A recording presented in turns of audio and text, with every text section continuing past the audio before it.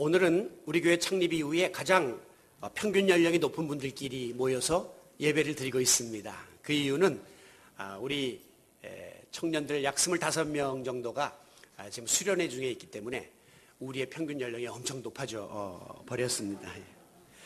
최근에 우리 한국인들의 생활 수준이 높아지면서 평균 수명도 늘어나고 있죠.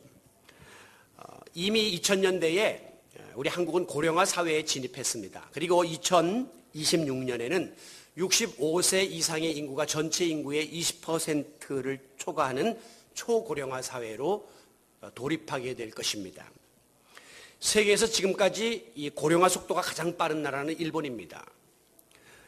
고령화 사회에서 초고령화 사회로 진입하는데 36년이 걸렸습니다. 그런데 이 추세로 나가면 우리나라는 그보다 10년 빠른 26년 안에 고령화 사회에서 초고령화 사회로 도달하게 됩니다. 우리 한국 사람들은 뭐든지 빨리빨리 좋아하기 때문에 나이 먹는 것도 초고령화 사회로 접어들어서 앞으로 10년 후면 우리나라는 세계 최고령 국가가 될 것으로 전망되고 있습니다. 영국의 케임브리지 대학의 짐 웨펀이라고 하는 박사는 말하기를 지금 이 시대를 살아가고 있는 사람들이 있는 동안에 평균 수명이 100세 시대에 돌입할 가능성이 있다고 예언했습니다. 오늘 우리 시대가 100세 시대로 들어갈 수 있다는 것이죠. 인간은 누구나 오래 살고 싶어 합니다. 하지만 수명이 너무 지나치게 길어지다 보면 그것 때문에 다가오게 될 엄청난 문제들이 예견되고 있습니다. 즉 노후 대책, 질병 관리, 그것으로 인한 사회적인 비용, 또 자녀들의 경제적인 심리적인 부담감 등등 여러 가지 부작용이 작용하게 될 것입니다. 시편 90편 10절에 보면 우리의 연수가 70이요 강건하면 80이라도 라고 성경은 7, 80이 인간의 평균 연령이라고 기록하고 있습니다만은 요즘에 80 넘기는 일은 그 기본입니다. 우리 교회에서도 김영복 권사님이나 장명희 집사님 보시면 뭐 청년이죠. 그런데 저도 이미 이제 환갑에 돌입하고 있습니다. 저하고 동창인 유명인사가 누구가 있나 했더니 동갑이 박원순 시장이에요. 그 이유와 나하고 친구예요. 친구뻘이에요.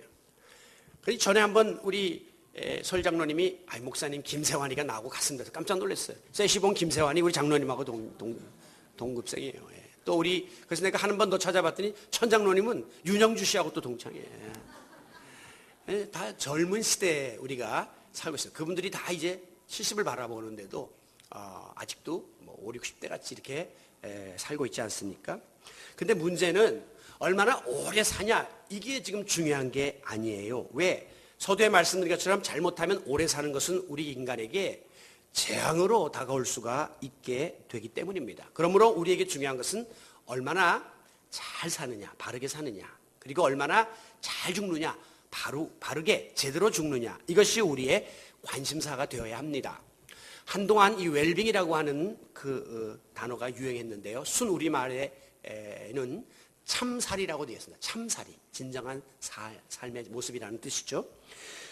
이것은 단순히 어떻게 육적으로 잘 먹고 건강하게 편하게 잘 살 수 있을까 하는 것을 뛰어넘어서 육체와 건강, 정신이 조화를 이루어서 행복하게 사느냐 하는 데 관심을 둔 것이 웰빙입니다. 그래서 삶의 질을 높이는데 많은 투자를 하고 노력을 기울이게 되죠. 그러다 보니까 자연스럽게 관심 분야가 건강, 의료, 그다음에 운동, 자녀교육, 재테크, 그리고 문화, 레저 뭐 이런 데 많은 사람들이 이제 관심을 쏟기 시작했습니다. 과거에는 이와 같은 그 흐름에 편승하듯이 과거에 보면 교회에서는 뭐 봉사하라, 헌신하라, 뭐 희생하라 이런 것을 많이 강조했죠. 그리고 목사님들 설교도 보면 죄에 대해서, 심판에 대해서, 구원에 대해서, 천국에 대한 설교를 많이 했습니다. 그 이유는 현세가 너무 힘들기 때문에 내세에 대한 소망을 주기 위함이었습니다. 그러나 오늘날 이 모든 세상이 좋아지다 보니까 지금은 그런 설교보다는 좀 실제적인 삶의 문제나 또한 현실적인 주제를 다루는 것을 교인들이 선호합니다. 사랑이나 또 행복이나 소망, 그리고 축복, 그리고 무슨 아버지 학교, 어머니 학교, 부부 학교, 무슨 결혼교실, 뭐 이렇게 현실적인 문제에 많은 관심들을 가지고 있습니다. 심지어 어떤 교회 이름은 레포츠 교회라는 이름을 줬습니다. 레전 스포츠. 교회에서 도대체 뭘 하려고 하는지 몰라도 레포츠 교회. 그리고 무슨 전원교회, 카페교회, 그리고 사이버교회, 뭐 이런 교회들이 등장하고 있습니다. 그런데 근래 들어서는 이제 well dying이라고 하는 주제어가 떠오르고 있죠. 아무리 내가 살려고 노력해도 사람은 어차피 한번 죽을 수밖에 없다는 거죠. 그렇다면 언제 죽더라도 품위 있게 그리고 후회 없이 모든 것이 준비된 아름다운 죽음을 맞이했으면 좋겠다 하는 그런 마음에서부터 비롯된 단어입니다. 제가 우리 성도 여러분들과 함께 10년 이상 이제 동고동락을 하다시피 이렇게 살았습니다. 저 자신도 10년 전에 비해서 이제는 건강이 확실히 쇠해지는 것을 느끼게 되고 여기 소갈머리도 자꾸 빠지고 또 눈도 침침해지고 또 팔도 어떤 때는 들기가 이렇게 힘들고 그리고 목소리도 옛날같이 쨍쨍하게 나오질 않고 야 늙는 거구나 하는 것을 느끼게 됩니다. 그리고 함께 여러분과 동행하다 보니까 그렇게 젊고 또 힘있던 분들이 쇠해지거나 또 병이 들거나 또 세상을 떠는 분들을 볼 때 마음이 좀 이렇게 서글퍼져요. 우리 권사님들 모시고 제가 수련회를 많이 다녔는데 그 승합차에서 내릴 때마다 아이고 다들 올라탈 때마다 끙끙거리는 모습을 들으면서 그리고 그때 제가 이해 못했던 게 왜 권사님들이 카메라만 들이대면 도망을 가서 왜 그랬나 했는데 이제 와보니 그 뜻을 알겠습니다. 예, 카메라에 그 사진을 찍어보면 이 늙은 얼굴들이 나타나요. 눈이 이렇게 부르터 있거나 처져 있거나 몸이 퉁퉁하거나 확실히 왜 그랬던가 하는 걸 이제야 늦게나마 알 것 같습니다. 여러분 그런데 인간이 살고 죽는 것은 우리 마음대로 하는 것이 아닙니다. 그건 전적으로 생명의 주관자이신 하나님의 손에 달려있기 때문이에요. 그러므로 성도는 하나님이 허락하시는 날 동안 이 땅에서 열심히 사는 겁니다. 최선을 다해서 살다가 언젠가 하나님이 오라고 부르시면 그 후회 없이 어여시 주님 앞에 설 수 있도록 신앙적인 사생관을 가지고 살아가는 것이 매우 중요합니다. 오늘 본문은 사도 바울이 로마의 감옥에 갇혀서 생사의 그 문제조차 불투명한 처지에 놓여 있을 때에 자기가 지니고 있는 신앙적 사생관을 고백한 내용입니다. 20절 지금도 전과 같이, 그 말은 지금은 감옥에 있지만 전에 몸이 자유로울 때와 같이 나는 온전히 담대하여 내 마음은 변함이 없다는 거예요. 상황에 따라서 내가 지금 마음이 바뀌는 것이 아니라는 거예요. 그러면 바울은 상황에 상관없이 이전에 자유로울 때나 지금 감옥에 있을 때나 어떤 마음을 가지고 있느냐. 살든지 죽든지 내가 살게 될지 죽게 될지 모르지만 내 몸에서 그리스도가 존귀하게 되려 하는 것, 이것이 나의 목표다. 그렇게 고백하고 있습니다. 지금 감옥에서 죽을 수도 있는 그런 위기 상황 속에서도 나는 그때나 지금이나 온전히 내 한 몸 죽고 사느냐에 연연하는 것이 아니라 나를 통해서 우리 주님이 존귀함을 받는 삶을 사는 것이 나의 목표다. 그렇게 그리스도인의 멋진 사생관을 고백하고 있습니다. 이어지는 21절에 보면 이는 내게 사는 것이 그리스도니 죽는 것도 유익하기 때문이다. 우리가 방금 서두에 불렀던 찬양이죠. 그것은 내 안에 이미 예수 그리스도가 주인 되어서 그분이 살고 있기 때문에 내가 죽는다고 한들 그분이 나를 버리거나 떠나는 것이 아니기 때문에 나는 죽는다 해도 두려움이 없고 아쉬움이 없다. 그렇게 밝히고 있는 것입니다. 얼른 이 말씀을 우리가 해석하다 보면 이것은 마치 바울이 죽음을 준비하는, 각오하는 내용으로 들리게 됩니다. 왜? 죽는 것도 내가 유익하다 하는 이 말은 바울이 죽음을 지금 준비하고 있구나, 그런 뉘앙스를 풍기고 있기 때문이죠. 그러나 이어지는 뒤에 말씀을 보게 되면 물론 죽음도 내가 두려워하지 않지만 나는 어떻게 해서라도 살아서 내가 감당해야 될 일들을 해야 된다라고 하는 이 삶의 모습이 더 강조되고 있는 것을 보게 됩니다. 여러분 마찬가지예요. 자꾸 어떤 분들은 빨리 죽어서 천국 가야지, 때 되면 가게 돼 있어요. 그러니까 너무 천국 이야기 하지 마시고 지금 살아서 내가 사명 감당하고 주의 일 할 생각을 더 많이 하셔야 돼요. 왜? 천국은 앞으로 영원히 거기 가 계실 거지만 우리의 삶은 제한되어 있기 때문에 우리가 해야 될 일을 더 열심히 하는 것이 지나친 내세 신앙에 빠져 사는 것보다 더 바람직한 겁니다.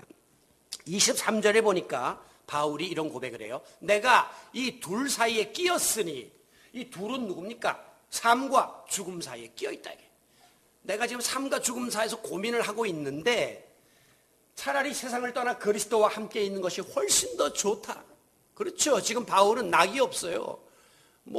그저 몸도 아프죠. 먹을 것도 없죠. 매일 두드러 맞죠. 감옥에 있죠. 세상에서 낙이 없으니까 차라리 나는 지금 죽어서 예수님과 함께 있는 게 훨씬 더 나는 좋아. 천국 가는 게 훨씬 낫다는 거죠. 그 상황에서. 그런데 그렇게 하고 싶으나 자기의 소원을 이야기하고 있습니다. 자, 이 개역 성경에 보면 이 말씀을 어떻게 번역했냐면 그리스도와 함께 있을 욕망을 가진 이것이 더욱 좋으나, 그러니까 주님과 함께 있고 싶은 욕망, 인간적인 욕심이라는 거죠. 자기가 지금 왜 빨리 이 어려운 세상을 벗어나고 싶으니까 그 욕망이라고 표현하고 있습니다. 그러나 24절 내가 육신으로 있는 것이, 그 말은 내가 끝까지 살아서 존재하는 것이 너희를 위해서는 더 유익하다. 이 빌립보 교회 교인들에게는 내가 지금 죽는 것보다 살아서 너희와 함께 지내는 것이 훨씬 더 유익하다 그랬어요. 다시 말해서 아무리 바울은 개인적으로 지금 상황이 너무 어려우니까 빨리 죽어서 천국에 가는 것이 차라리 더 나을 수도 있다고 하는 생각을 가졌지만, 만약에 바울이 저렇게 훌쩍 먼저 혼자 떠나가 버리게 되면 그를 바라보고 그를 의지하던, 그를 통해서 말씀을 훈련받고 신앙생활하던 성도들은 어떻게 되냔 말이죠. 그러니까 내가 신앙의 지도자로서, 교회의 지도자로서, 복음 전도자로서 살아서 해야 할 일이 더 많으니까 나는 지금 절대 죽을 수 없다라고 밝히고 있는 것입니다. 그래서 바울이 내린 마지막 결론은 25절이에요. 내가 살 것과 나는 악착같이 살 거다. 그리고 너희의 믿음의 진보와 기쁨을 위하여 너희 무리와 함께 있을 것을 확실히 한다. 당신들의 신앙을 위해서라도, 당신들의 믿음의 진전을 위해서라도 나는 좀 더 살아서 여러분들을 도와주고 여러분들을 목양하는 일을 감당하기를 원합니다 라고 밝히고 있는 것입니다. 그리고 26절에 가면 내가 감옥에서 풀려나가서 다시 살아. 그 다음 절 여기 보면 예수 안에서 너희의 자랑이 나로 말미암아 많아지기를 원한다. 바울 선생님 때문에 빌립보 교회 교인들이 아주 프라우드하게 되고 자랑스러워지기를 원한다. 내가 그렇게 당신들을 위해서 존재할 것입니다. 이렇게 밝히고 있습니다. 다시 말해서 성도들을 위해서, 주님의 몸된 교회를 위해서, 하나님의 복음을 전파하는 일을 하기 위해서 바울은 아직까지 자신을 이 땅이 필요로 하기에 내가 육적으로는 힘들지만 나는 부득불 살아서 내게 맡겨진 사명을 감당하겠노라. 이렇게 삶에 대한 선언을 하고 있습니다. 여러분, 우리가 장차 다가올 죽음에 대해서 포커스를 맞추고 죽음을 준비하는 이 웰다잉의 자세는 분명히 필요합니다. 그러나 그보다 먼저 내가 살아서 감당해야 될 이 웰빙, 잘 살아가는 삶의 자세가 선행되어야 한다는 사실을 잊지 마시기 바랍니다. 왜? 사람이 우선적으로 바로 살고 제대로 살지 못하고 잘 살지 못하면 그 사람은 죽음도 마지막에 비참해지기 때문이에요. 잘 살지 못하는 사람은 잘 죽을 수 없고요, 바로 살지 못하는 사람은 바로 죽을 수가 없기 때문에 오늘 여러분들에게 잘 죽는 일 이전에 잘 사는 일이 선행되어야 하고, 바로 죽는 일 이전에 바로 사는 일이 선행되어야 함을 믿으시기 바랍니다. 이게 오늘 그리스도인들에게 주어진 책무예요. 우리에게 주어진 사명인 것입니다. 그래서 바울도 20절 말씀에 보면 내가 살든지 죽든지, 살든지가 우선이에요.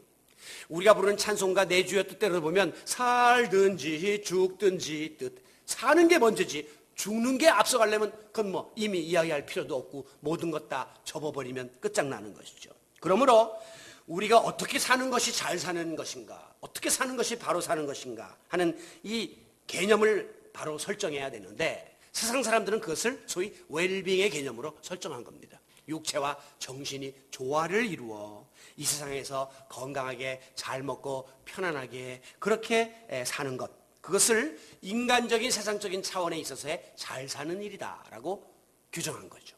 그러나 오늘 예수 믿는 우리 성도들은 영적으로, 신앙적으로 잘 사는 삶이 무엇인가 하는 것을 재조명해 보아야 합니다. 그것은 우선적으로 하나님의 자녀로서 하나님의 말씀을 따라 사는 것이 가장 잘 사는 일이다 하는 사실을 믿으시기를 바랍니다. 오늘 본문 27절에도 보면 이제 사도 바울이 이렇게 내가 살아서 여러분과 함께 할 것이다 라고 이야기한 다음에 27절에 살되 복음에 합당하게 생활해야 된다라고 하나님 말씀대로 살아가는 삶이 잘 사는 삶이라고 하는 것을 밝히고 있습니다. 여러분, 오늘 우리의 모든 삶의 기준이 어디에 있습니까? 세상적인 인간적인 데 있는 것, 그것은 일반인들의 차원이고요. 우리 그리스도인들은 그 위에 하나님의 말씀, 하나님의 뜻, 복음의 기준에 맞는 삶을 살기 위해서 애써야 됩니다. 그래야 우리가 잘 사는 삶을 살 수가 있고, 그래야 나중에 잘 죽는 인생의 결론도 내릴 수가 있기 때문이죠. 그렇습니다. 내가 무엇을 위해 사는가라고 하는 삶의 목표가 분명한 삶을 살아가는 것이 잘 사는 삶입니다. 그리고 그것이 바르게 사는 삶을 살도록 만들어주는 원동력이 되기 때문입니다. 사람이 무엇을 위해서 살아야 하는가라는 목표가 분명하고 누구를 위해서 살아야 되는가는 대상이 분명해지면 아무리 힘들어도 그 사람은 삶의 의욕을 가지고 살 수 있고 용기를 얻을 수 있고 희망을 놓지 않을 수가 있습니다. 간혹 가다 보면 우리 젊은 청년들이 결혼하기 전과 결혼한 이후에 완전히 라이프 스타일이 달라지는 것을 볼 때가 있습니다. 결혼하기 전에는 저렇게 게으르고 자기 앞가림도 못하고 저렇게 무책임했던 청년들인데 결혼한 다음에는 열심히 자기 사명을 감당하고 부지런해지고 이렇게 여러 가지 면에서 변화가 되거든요. 이유가 무엇입니까? 전에는 내가 그냥 부모 밑에서 나 한 몸을 위한 그런 삶의 목표가 제한되어 있었지만 결혼한 다음부터는 내가 사랑하는 아내를 위해서 존재해야 된다고 하는 존재감이 생긴 거예요. 그리고 지내다 보니까 자녀들이 생기니까 이 아이들을 내가 끝까지 책임져야 된다고 하는 그런 존재의식이 생기게 된 것입니다. 간혹가다 남자들은 이렇게 잠을 자고 있는 아이들의 얼굴을 들여다보면 책임감이 막 생깁니다. 저것들 그냥 나 하나 바라보고 사는데 내가 열심히 일해서 저 아이들 공부 잘 시키고 앞으로 책임을 다해야지. 아내들이 정신없이 그냥 하고 자고 있을 때 남편들이 혹시 들여다보면 이거죠. 나 하나 바라보고 왔는데 내가 참 고생만 죽도록 시키고 내가 어떻게 해서라도 잘 이 집사람 책임져야지. 그런 마음이 생기는 거예요. 그게 정상입니다. 여러분, 그런데 그런 정도의 삶은 그거는 안 믿는 사람도 정신만 바로 박힌 사람은 다 마음속에 다짐하는 하나의 그 의지예요. 그렇기 때문에 그게 인생의 목표가 될 수는 없어요. 내 한 몸 돌보고 우리 아내, 우리 자식을 위해서 내가 행복하게 산다. 그거는 일반인들이 다 가지고 있는 보편적인 목표고요. 적어도 내가 이것을 위해 살 수도 있고 이것을 위해 죽을 수도 있다고 하는 높은 목표, 신념, 가치 이것을 지녀야 되는데 이걸 가리켜서 우리가 소위 미션, 사명이라고 말하는 겁니다. 우리가 옛날에 초등학교 다닐 때 보면 국민교육헌장이라는 게 있었는데 거기 보면 학교 가서 매일 뭐라고 암송했냐면 우리는 민족 중흥의 역사적 사명을 띠고 이 땅에 태어났다. 너무 아이들에게 거창했어요. 뭐 민족을 일으켜야 될 역사적 사명이 우리에게 있다. 물론 그것은 국민들에게 주어진 국민으로서의 사명입니다. 그러나 예수 믿는 사람들, 내가 하나님의 자녀가 된 다음에 어떻게 살아야 되는가 하는 이것은 그리스도인의 사명의 자각이에요. 이게 기껏 자기 한 몸 돌보고 자식들 부양하고 그 다음에 사업 일으켜서 행복하게 돈 많이 벌고 성공해서 살다가 간다. 그 정도의 차원에 머물러 있어서는 그거는 사명이라고 말할 수가 없습니다. 그거는 기본이에요. 기본. 자, 그렇다면 예수 믿고 구원받아 하나님의 자녀가 된 저와 여러분에게 있어서의 진정한 사명은 무엇일까? 사도 바울은 고린도후서 5장 15절에서 이렇게 고백합니다. 그가 모든 사람을 대신하여 죽으심은 예수님이 날 위하여 죽으심으로 우리가 이제 주님의 은혜를 입었잖아요. 대속의 은혜를 입었잖아요. 살아있는 자들로 하여금 다시는 자신을 위하여 살지 말고 이제 오늘 저와 여러분은 나만을 위해서 사는 삶 그 수준을 뛰어넘어야 된다는 거예요. 그거는 안 믿을 때, 예수님의 사랑 몰랐을 때, 은혜를 몰랐을 때 삶이니까 이제는 그 정도의 삶에 머물지 말고 그러면 어떻게 살아야 되느냐? 그들을 대신하여 죽었다가 다시 사신 그분을 위하여 살아라. 날 위하여 죽었다 다시 사신 예수 그리스도를 위하여 사는 삶을 살기로 결심하는 사명의 전환이 오늘 우리 가운데 있어지기를 원합니다. 그러므로 우리 그리스도인의 사명은 정리하면 이런 거예요. 그 다음 보여주시면요. 예수 그리스도를 위해서 산다. 나는 이제 날 위하여 십자가에 죽으시고 나를 구원해 주신 예수님을 위해 살겠다고 하는 삶의 각오입니다. 그리고 그분의 사랑과 구원의 역사를 전하고 실천하면서 내가 살겠다라고 하는 사명의 결단입니다. 그리고 더 나아가서 오직 모든 것을 통하여 하나님의 영광을 위하여 살겠노라 라고 다짐하는 그리스도로서의 사명 선언문이 여러분 마음속 깊이 새겨질 수 있기를 바랍니다. 이렇게 사명이 새로워지면 삶이 변화되고 변화된 삶을 살다 보면 우리의 죽음도 아름다운 죽음으로 인도받을 수가 있게 되는 것입니다. 사도 바울은 살든지 죽든지 내가 예수 그리스도만을 존귀케 하기를 원한다라고 사생관을 가졌습니다. 이유가 있습니다. 우리가 잘 아는 것처럼 바울은 원래 예수 믿는 사람들 잡아 죽이려고 나섰던 반대파였습니다. 그러나 다메섹 도상에서 부활하신 예수님을 만나고 꼬꾸라져서 그분의 사랑 앞에, 그분의 능력 앞에 그가 뒤집어져요. 그리고 난 다음에 자기가 예수를 핍박했던 것이 얼마나 큰 죄인인가가 깨달아졌습니다. 그래서 바울은 자기를 가리켜서 나는 죄인 중에 괴수다 그렇게 표현했습니다. 과거에 바울은 의인 중에 의인이고 율법적으로 완벽한 사람이라고 생각했는데 예수님 앞에서 발견된 자의식은 나는 죄인 중에 왕초다 그렇게 고백하고 있는 거죠. 그리고 사도 바울은 우리가 아는 것처럼 세상에서 많은 것들을 쌓아 올렸던 아주 위대한 그런 삶을 살았던 인물이에요. 그런데 예수님 앞에서 그 모든 것들이 얼마나 허무한가를 깨닫게 되었고 그 모든 것을 배설물로 여기노라.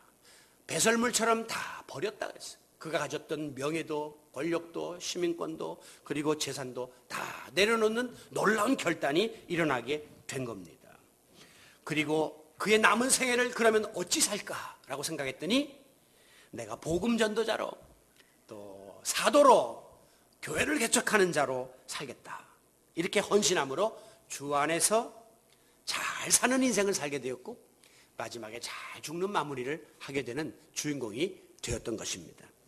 만약에 바울이 예수님을 만나지 못했다면 자기가 의로운 줄로 알고 잘난 줄 알고 살았을 것이고 자기가 지닌 모든 것들을 드러내면서 그것을 의지하며 살았겠지만 예수님을 만난 다음에 그의 인생관이 바뀌고 사생관이 바뀌게 되었다고 하는 사실이죠. 그날 이후로 바울은 한순간도 예수님 곁을 떠난 적이 없었습니다. 늘 주 안에서 살았고 주님과 동행하는 삶을 살다가 죽었습니다. 그에게는 예수님이 삶의 전부요 또한 그 존재의 이유였습니다.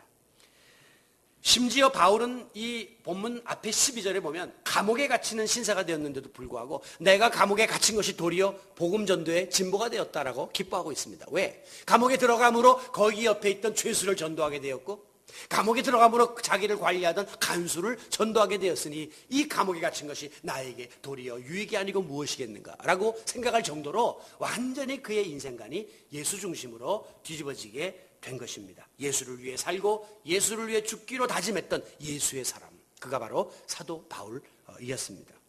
뿐만 아니라 바울에게는 자기 인생의 마지막 목표도 예수님이었어요. 그래서 주님이 예비하신 최후의 상급을 바라보면서 그는 신앙의 경주를 쉬지 않았습니다. 그 결과 자기 앞에 죽음이 기다리고 있는 것을 뻔히 알면서도 그는 사자굴과 같은 로마를 향하여 뛰어들어가게 됩니다. 성령님께서도 이제 그곳에 가면 죽음이 기다리고 있다. 많은 사람들이 그 들어가지 마라. 가면 죽는데 라고 만류했음에도 불구하고 그는 자기의 주어질 상급을 바라보면서 로마로 들어간 거죠. 즉 죽기 위해서 들어간 겁니다. 죽되 잘 죽고 바로 죽기 위해서 로마로 들어간 것입니다. 결국 바울은 로마에서 목배임을 당하여 순교한 것으로 전해지고 있어요. 성경에는 바울이 순교했다고 하는 이야기가 나오지 않습니다. 그러나 역사학자들은 바울은 네로 황제에 의해서 목배임을 당하여 순교한 것으로 기록되고 있어요. 지금도 이 로마의 서쪽 성문 밖에 약 5km 지점에 가면 바울 순교 기념교회라고 하는 이 교회가 거기에 세워져 있어요. 그리고 상징적으로 이 바울의 목을 이렇게 조소로 만들어가지고 거기다 이렇게 안치해 놓았습니다. 잘려진 목을 의미하는 거죠. 그리고 그 교회 안에는 이 기둥이 있는데 이게 목을 여기다가 사람을 대고 쳤던 그 기둥을 거기다가 보관해 놓고요. 전설에 의하면 이 참수당한 바울의 목이 떨어지면서 3번 튕겼는데 떨어질 때마다 샘물이 솟아올랐다. 그래서 이 교회 이름을 새샘물의 교회다. 그렇게 부르고 있고 지금도 거기에 샘물이 3군데에서 흐르고 있는 것을 볼 수가 있습니다. 여러분, 말이 그렇지 사람이 하나뿐인 자기의 목숨을 내어놓는다. 이거는 굉장히 어려운 겁니다. 여러분, 우리가 왜 이렇게 열심히 살려고 애를 쓰고 몸부림칩니까? 한마디로 죽지 않으려고 하는 것이에요. 광복 70주년을 맞이하면서 일제강점기 하에서 수많은 애국 선열들이 나라의 독립을 위해서 목숨을 바쳤습니다. 우리는 이것을 순국선열이라고 해요. 나라를 위해 목숨을 바치는 이는 개인을 위해 죽는 것보다 훨씬 고귀한 삶이라고 말할 수 있습니다. 그러나 세계 기독교 2000년 역사 속에서, 그리고 우리 한국 기독교 130여 년의 역사 속에서 많은 믿음의 선조들이 복음을 위하여, 예수를 위하여 목숨을 바쳤습니다. 이것을 우리는 순교라고 이야기합니다. 이것은 순국보다도 더 고상하고 고귀한 죽음이라고 말할 수가 있습니다. 저는 간혹 이 순교에 대한 이야기를 듣거나 또 순교에 대한 설교를 할 때마다 이 순교를 생각해 봅니다. 여러분, 과연 예수님을 위해서, 복음을 위해서, 교회를 위해서 자기의 목숨을 내어놓을 수 있는가? 이것은 그 누구도 장담할 수 없는 문제입니다. 내가 순교해야지 결심한다고 되는 문제가 아니라는 거죠. 왜 그 말씀을 드리냐면, 제가 이 사도행전에서 스데반이 마지막에 순교하는 장면을 떠올릴 때마다 거기 성경이 뭐라고 썼냐면, 스데반이 수없이 날아오는 돌멩이에 맞아서 죽어가는데 정신이 혼미해진 상태 속에서 눈을 들어보니 하나님 보좌 우편에 예수 그리스도가 일어서 계신 것을 보았다 그랬어요. 성경의 모든 기록은 예수님 하나님 보좌 우편에 앉아 계시다 이렇게 기록되어 있지, 일어서 있다는 기록은 거기밖에 안 나와요. 왜 일어섰을까? 여러분 학교에서 여러분 아이들이 운동해 가지고 뛰다가 갑자기 돌멩이에 탁 걸쳐서 넘어지면 벌떡 일어나는 사람은 딱 한 사람입니다. 누굽니까? 엄마 아니면 아버지예요. 왜? 내 아들이 빨리 일어나라, 그리고 힘을 내라 라고 격려하기 위함이에요. 지금 수없이 던져지는 돌멩이를 맞으면서 이 스데반이 혹시 만에 하나라도 정신이 혼미해져가지고 내가 지금이라도 예수를 안 믿겠다라고 배교를 하거나, 그러면 살려준다고 했으니 모른다라고 할까봐 예수님이 일어나셔가지고 스데반을 응원하고 있다는 것은 한순간에 배교할 수 있음을 보여주는 거예요. 인간의 마음은 한순간에 살고자 하는 마음이 들어가지고 나 하나님 모른다라고 할 수 있기 때문에 순교는 내가 결심하고 예정했다고 되는 문제가 아니고 성령께서 감동하시고 힘을 주셔야만 가능한 일이에요. 최근에 북한에 들어갔다가 억류된 목사님들이나 혹은 선교사님들의 내외신 기자회견이 가끔씩 보도됩니다. 그거는 100% 조작된 쓰여진 글을 강요에 의해서 읽는 거예요. 거기 보면 그 목사님들의, 선교사님들의 얼굴 표정에 공포의 얼굴이 모습이 역력합니다. 그들은 이렇게 말합니다. 북한의 최고 존엄과 체제를 내가 중상모략했습니다. 내가 국가 전복 음모에 가담을 했습니다. 내가 간첩행위를 함으로 공화국의 법을 위반했습니다. 자기가 법을 어겼다고 다 인정을 해요. 그런데 심지어 어떤 분은 자기가 한 설교, 자기의 신앙도 잘못된 것처럼 이렇게 말하는 뉘앙스를 풍기는 분이 있어요. 저는 그거 볼 때마다 가슴이 섬찟한 거예요. 아니, 저거 잘못하면 저거 배교하는 거나 마찬가지인데, 예수님을 모른다는 거나 마찬가지인데, 하나님 위에다 김정은이를 올려놓는 거나 마찬가지인데 왜 저런 말을 할까? 라면서 저는 이런 생각을 합니다. 이게 지금 내외신 기자가 모인 거니까 저기 미국 CNN 그런 방송 같은 데 다 와서 지금 찍고 있는데, 차라리 그 자리에서 벌떡 일어나가지고 이 모든 것은 다 조작입니다. 나는 강요해서 지금 이걸 하고 있습니다. 하나님은 살아계십니다. 하면서 담대하게 하면 입을 틀어막으면서 막 끌고 나가겠죠. 차라리 그렇게 해서 영광스럽게 순교를 하지, 왜 거기 벌벌 떨면서 내가 공화국의 존엄의 체제를 아니, 목사가, 선교사가 가서 왜 그러고 있냐 말이에요. 그거 모르고 거기 들어갔을 바에는 죽을 각오하고 순교할 각오를 하고 담대하게 외치지, 그 무슨 놈은 망신스럽게 나와서 써진 원고를 읽으면서 살겠다고 목숨을 구걸하는가 라고 말을 할 수 있어요. 그러나 그만큼 무서운 겁니다, 죽는 게. 그래서 그분들이 마지막에 꼭 회견을 마친다면 한결같이 눈물을 흘립니다. 그리고 수건을 적십니다. 그걸 보면서 나는 사인을 받아요. 이거 다 거짓말이에요. 이거 다 강요 때문에 하는 거예요 라고 하는 사인이요. 왜 눈물을 흘리겠습니까? 베드로의 눈물이에요. 내가 지금 예수님 부인하다시피 비슷한 이런 짓을 했는데, 내가 지금까지 섬겨왔던 신앙을 배반하는 이런 비슷한 이야기를 했는데, 이거 다 하나님 아시지요? 용서해 주세요. 내가 죽을 용기가 없어 지금 이 위기를 모면하고자 이렇게 기자회견하는 겁니다. 라고 하는 무언의 암시가 저들의 눈물 속에 담겨져 있는 것이죠. 여러분, 우리가 참 어차피 죽을 목숨인데 그렇게 바로 죽는 게 어렵고 그렇게 참 제대로 죽는 게 쉽지 않은 것을 보여주고 있는 장면입니다. 저는 요즘에 이런 찬양을 많이 불러요. 인생의 황혼이 깃들어서 이 땅의 수고가 끝날 때에 주님을 섬기다 평안히 가리니. 이 땅의 인생의 황혼, 밤이 오고 또 이 땅의 모든 수고의 짐을 내려놓을 그때 주님을 섬기다 편안히 가게 해주세요.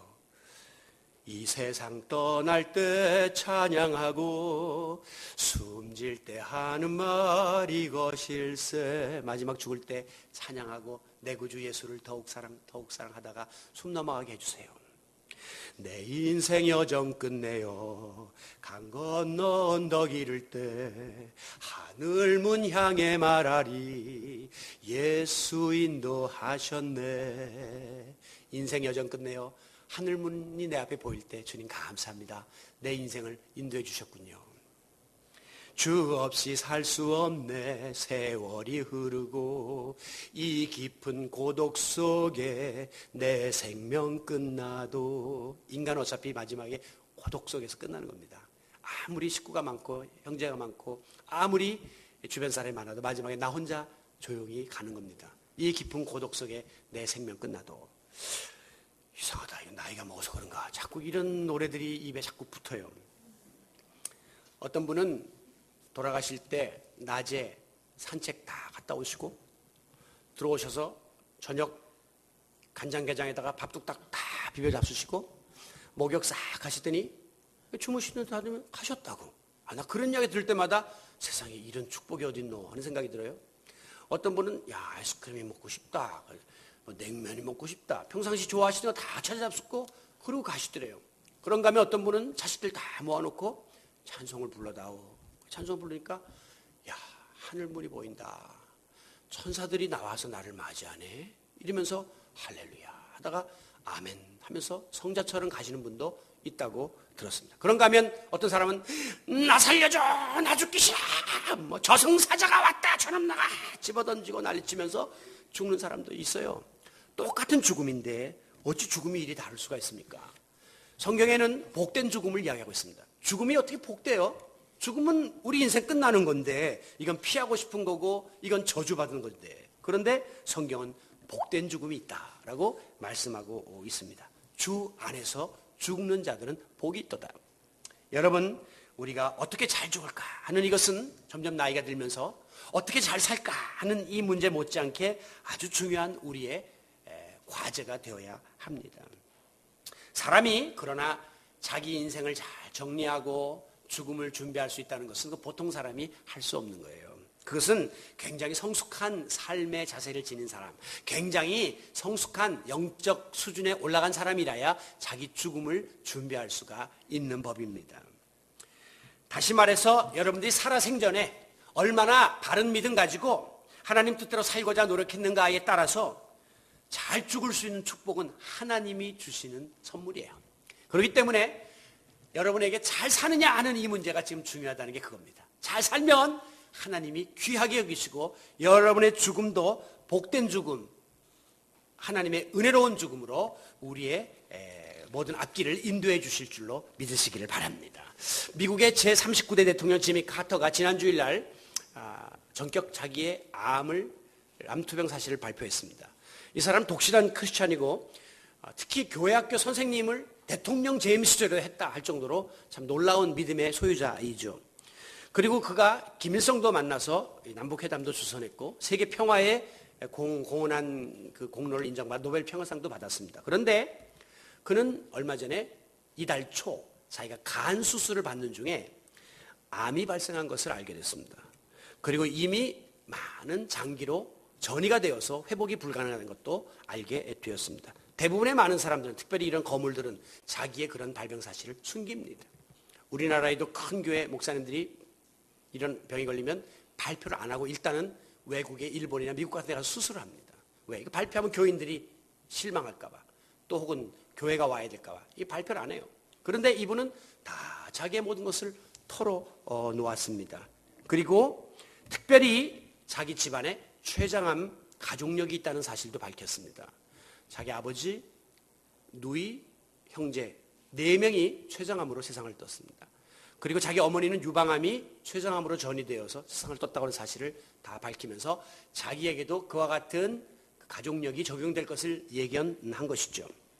여러분, 자기가 지금 이제 온몸에 이렇게 암이 전이됐다는 것은 죽음을 이제 앞두고 있다는 사실인데 어떻게 이렇게 불쑥 자기 앞에 찾아온 죽음의 공포 앞에서도 두려움이 없이 의연할 수가 있는 것입니까?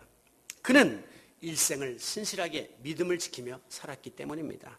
그는 일생 동안 하나님의 뜻을 쫓아 살았기 때문에 이제 나이 91세가 되어 이제 갈 때도 되었는데 생을 마감할 시점에 이르러서 잘 죽을 준비를 하나씩 둘씩 갖춰나가는 매우 성숙한 그리스도인의 표상이라고 보실 수가 있는 것이죠.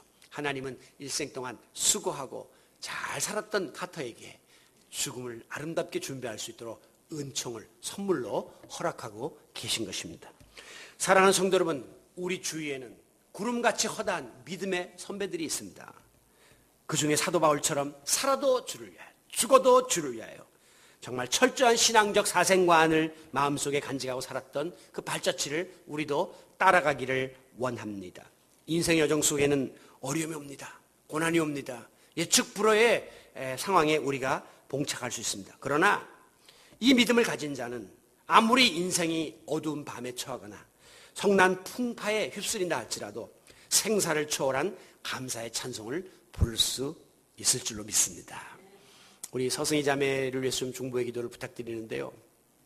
이분은 유방암이 걸려서 병상에서 예수님 만나고 우리 교회 등록하신 분입니다. 제가 생면부지의 사람이었으나 우리 교회 이 집사님의 인도를 받아서 가서 기도해주고 그 이제 퇴원해서 정상적 생활을 했는데 지난 주일날 굉장히 두통을 호소하는 거예요. 이틀 동안. 그래서 과거에도 그랬는가 이런 두통은 지금까지 없었다는 거죠. 그래서 기도해드렸는데 그 다음날 월요일날 치과에 가서 이 스케일링을 하는데 피가 멈추지 않는 특이한 현상을 발견하게 됐습니다. 그래서 빨리 병원으로 가보니까 다 검사를 했는데 지금 백혈병으로 판명이 났어요. 그래서 피가 멈추지 않는 그 백혈구 수치가 너무 낮아진 거죠. 그래서 지금 병상에 있는데 마스크를 쓰고 그 가기 싫었던 끔찍했던 그 암병동에서 혈액 암병동으로 다시 들어갔는데 너무나 감사한 것은 그 가운데서도 이 서승희 자매는 목사님, 이제는 목사님이 계시고 전에는 아무도 없는 상태에서 나 혼자 고생했는데 목사님 계시고 우리 성도들이 계시니까 잘 감당할 수 있어요 하면서 그 밝은 모습으로 고백하고 또 기도를 부탁하는데 얼마나 가슴이 아프면서도 감사한지 몰라요. 그 홀로 그곳에서 그 과거에는 두려움에 떨고 있었지만 이제는 내가 주님과 동행합니다 하는 그 찬송을 부르고 있습니다. 우리의 간절한 중보의 기도를 통해서 그 딸을 하나님이 새롭게 살리시는 귀한 역사를 우리가 기대하면서 함께 이 어려움에 동참해 주시기를 바랍니다. 마지막으로 저는 이 손양원 목사님의 이야기를 하면서 오늘 말씀을 마칩니다.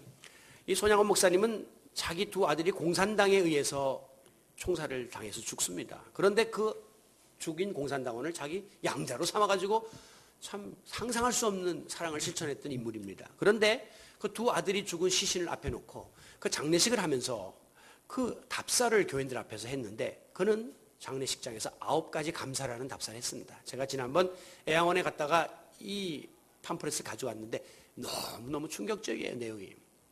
어떤 내용으로 감사를 했느냐. 나 같은 죄인의 혈통에서 순교의 자식들이 나오게 하시니 감사합니다. 허다한 성도들 중에서 이 같은 보배로운 자녀들을 하필 나에게 맡겨주셔서 감사합니다. 삼남 삼녀의 자식 중에 가장 귀한 장남과 차남을 거둬가셨으니 하나님 감사합니다. 하나들의 순교도 귀하다 하건만 두 아들이 함께 순교했으니 감사합니다. 예수 믿다 누워서 자다 죽어도 복이라 했거늘 전도하다가 총살당해 죽었으니 감사합니다. 미국 유학 가려고 했던 아들이 미국보다 더 좋은 천국으로 갔으니 마음이 안심되어 감사합니다. 내 아들을 죽인 원수를 회개시켜 아들 삼고자 하는 마음, 사랑의 마음 주시니 너무 감사합니다. 두 아들의 순교의 열매로 인하여 앞으로 무수한 천국의 열매들이 맺힐 것을 기대하니 너무 감사합니다. 역경 중에서도 하나님의 사랑을 깨닫게 하시고 이길 수 있는 믿음을 주시니 감사합니다. 세상에 이게 장례식에서 자기 두 아들의 시신 앞에서 아버지가 할 수 있는 감사입니까? 왜 이렇게 귀한 내 아들들을 하나도 아니고 둘이나 걷어갔습니까? 예? 왜 미국 유학 가서 성공하고 출세할 가능성 있는 내 아들을 걷어가십니까? 왜 하나님이 이렇게 무심하십니까? 예? 그것도 왜 총살이 뭡니까? 총살이 하면서 막 해댈 일을 인간들의 마음을 뛰어넘는 사랑으로 그는 감사로 이 모든 자식들의 죽음을 승화시켰습니다. 그 아들들이 순교한 지 2년 후에 6.25 사변이 발발합니다. 그는 마지막 그 애양원에 있는 교회에서 설교를 합니다. 설교 제목이 잘 죽자예요. 오늘도 잘 살다 죽고 싶습니다인데 그때는 잘 죽자, 자기의 죽음을 예감한 모양이에요. 그리고 그는 공산당에서 체포되어 형장에서 총살당하여 역시 과수원에 버려집니다. 여러분, 한국 기독교 역사상, 아니 세계 기독교 역사상 아버지와 큰아들, 둘째 아들 셋이 순교, 총살로 순교당한 역사는 아마 찾아보기가 어려울 거예요. 지금도 애원에 가시면 이 세 부자의 묘가 거기에 안치되어 있는데 여기 가면요, 그냥 서만 있어도 눈물이 나냐, 서만 있어도 은혜가 막 임하고 서만 있어도 막 엄청난 감동이 밀려오는 것을 경험할 수가 있습니다. 이분은, 손양환 목사님은 생전에 나환자들의 상처에서 고름을 입으로 빨았던 사람입니다. 예수의 사랑을 실천하며 살았던 사람이에요. 이 손양환 목사님은 자기 아들을 죽인 그 아들을 양재선이라고 자기 양자 삼아갖고 지금도 목사가 돼서 양재선 씨가 활동하고 있습니다. 그의 삶 자체 속에서 예수의 사랑을 그대로 실천하고 하나님의 말씀을 따라 살았던 정말 아름답고 멋진 삶의 주인공이었죠. 그리고 마지막에 이 목사님도 순교를 당했는데 시신을 거둬보니 얼굴이 피투성이었습니다. 총 개머리판으로 짓이긴 흔적이 있고요. 제일 많이 훼손된 데가 입이 다 찢겨 있었습니다. 칼로. 이유가 무엇인가 추측한데 끝까지 예수 믿으세요, 복음을 전한 거예요. 끝까지 내 주를 가까이 찬송을 부른 거예요. 입을 그냥 공산당들이 찢어버린 겁니다. 여러분, 비참한 시신으로 죽음에 이르렀으나 누가 그의 죽음을 헛되다 하겠으며 그의 죽음을 잘못된 죽음이라 말할 수 있겠습니까? 여러분, 세상에 이보다 더 아름다운 삶을 살다가 이보다 더 고귀한 죽음을 죽은 이는 찾아보기가 드물 거예요. 그래서 우리는 그에게 사랑의 원자탄이라고 하는 별명을 붙여주었습니다. 사랑의 원자탄. 원자탄도 무서운데 사랑의 원자탄이 되어서 전 세계를 변화시키는 위대한 힘이 그의 삶과 죽음을 통해서 지금까지 우리 가운데 전달되고 있는 것이죠. 사랑하는 성도 여러분, 이제 우리에게 주어진 남은 시간이 얼마일까? 한 번쯤 생각해 볼 때가 됐습니다. 오늘 젊은이들이 많이 빠져서 그들에게 죽음에 대한 이야기를 하면 너무 멀리 느껴지겠지만 우리는 이제 살아온 날보다 앞으로 살 날들이 이제 적은 그런 대부분의 분들이 앉아 계십니다. 올 때는 순서가 있었지만 갈 때는 순서가 없어요. 또한 우리가 어떤 모양으로 하나님 앞에 갈지 아무도 예측할 수가 없습니다. 그러나 분명한 것은 언젠가 나의 마지막 호흡이 쏟아져 나오고 다시금 들이켜지지 않는 날이 온다는 것입니다. 그날까지 살든지 죽든지 예수 그리스도를 존귀케 하기 위한 신앙인의 삶을 살아갑시다. 그리고 주님 가르쳐주신 말씀대로 살기를 힘씁시다. 오늘 이 험한 세상 속에서도 우리가 이 사랑을 실천하고 그리고 주님의 자녀로서 우리가 부끄럼 없이 살다가 우리를 두 팔 벌려 맞으시는 하나님 품에 안길 수 있다면 세상에 이보다 더 행복한 삶과 죽음이 어디 있겠습니까? 오늘도 그렇게 멋있게, 그렇게 바로, 그렇게 잘 살다가 그렇게 멋있게, 그렇게 바로 잘 죽을 수 있는 우리 모든 성도 여러분들이 되시기를 삶과 죽음을 주관하시는 예수 그리스도의 이름으로 축원합니다.